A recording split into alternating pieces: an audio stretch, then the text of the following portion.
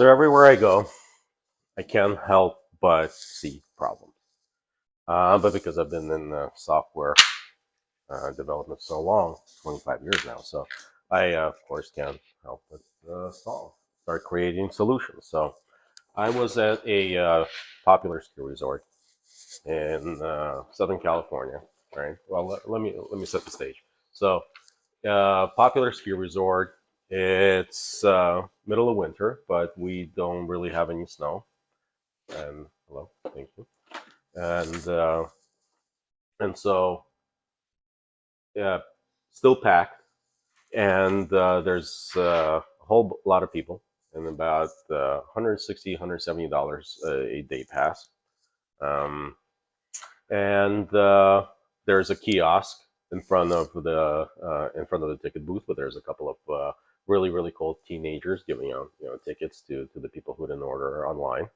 But there's a kiosk that you are able to come up and print out a ticket with a QR code that you can then take out to the slope. So you can go online, use a chatbot, right, and use a chatbot, and it'll help you be able to uh, get the tickets and be able to go to kind of get yourself situated. So you get to the slopes, and you're able to get yourself service. Why?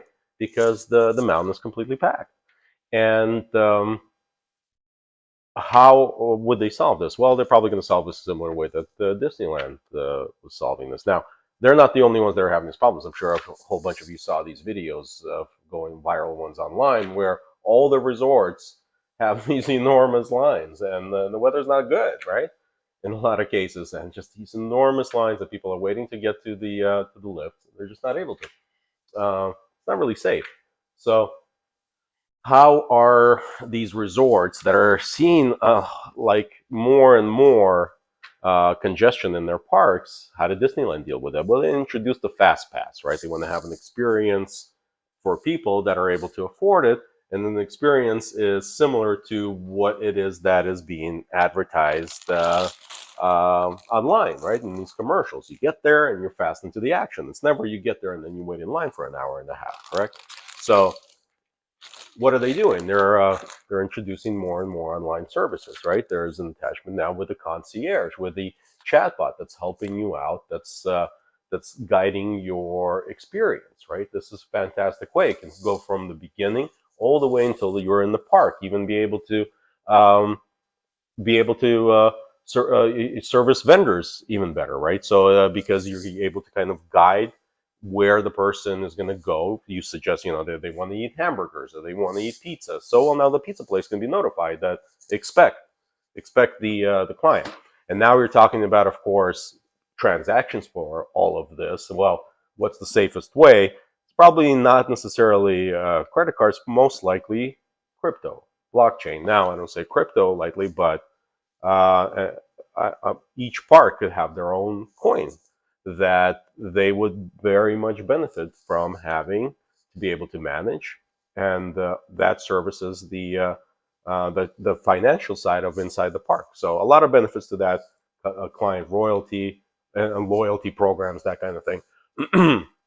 So inevitable that that's going to go into that approach.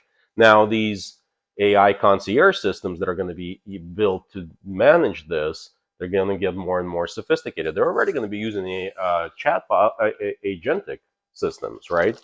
But it's going to be more and more because you want to be able to tailor the experience fully to each particular individual. And now your high ticket prices are means that the first individuals that are you going to be doing this to are going to be fairly affluent people. That means these systems are going to be offering services and interacting with very affluent people that are going to be paying the high prices. And so you might have the Fortune 100 CEO who these days need more and more security. The celebrities, the sports stars, they're going to be at your parks. They're going to be at these parks. They're going to be at these businesses getting help by AI systems that are going to be very vulnerable and heavily incentivized because of that to attackers to then attempt to infiltrate, right? I mean, if I was an attacker, that's where I'd be looking. It's much harder to infiltrate a bank than it is potentially a water park where I know my CEO is going to be. So how will you infiltrate that? Well, most likely through prompt injection. This is why that guardrail to protect these systems from prompt injection is probably the most important one. There's many different safety methods, necessities on the way out, but prompt injection is probably the most important one on the input side. So when these systems are generating the content and interacting with people, you got to make sure that nothing sensitive, nothing inappropriate is being published or being transcribed and sent to these users. So there are very sophisticated output filters that need to be put in place, and not just toxicity or harmful language. It's potentially manipulation of a user to extract valuable information, personal, financial information. You want to get the credit card number to confirm a restaurant that I just booked you, sir. But what if this is a compromised system? And certainly will be compromised, because if there's a agentic system out there from an attacker side, and they're out there from countries like China that are spending enormous amount of money to try to develop systems that are going to be using all of the data out there and in the dark web to attack individuals. They're not going to be doing that the hard way. They're going to be doing it the easy way through your unprotected chat systems and your unprotected AI systems. That will be the way in. So I just thought that that is very interesting, how both the solution and the problem are going to be growing in sophistication. And we have to have security systems and guardrails that go way beyond just a basic default guardrail that's released by these closed or if certainly open source models, and certainly way beyond what we think could be protected from a simple prompt that we say you are, you know, you are an AI system that will not be attacked. That doesn't work like that. So you need very specific guardrails for your specific use cases that are constantly adapting in real time to the usage that's on your network. So yeah, I thought this is some interesting thoughts, uh, and some problems that we're going to be dealing with and that we're solving right now. So we're in the forefront of this, and I'd love to hear your thoughts.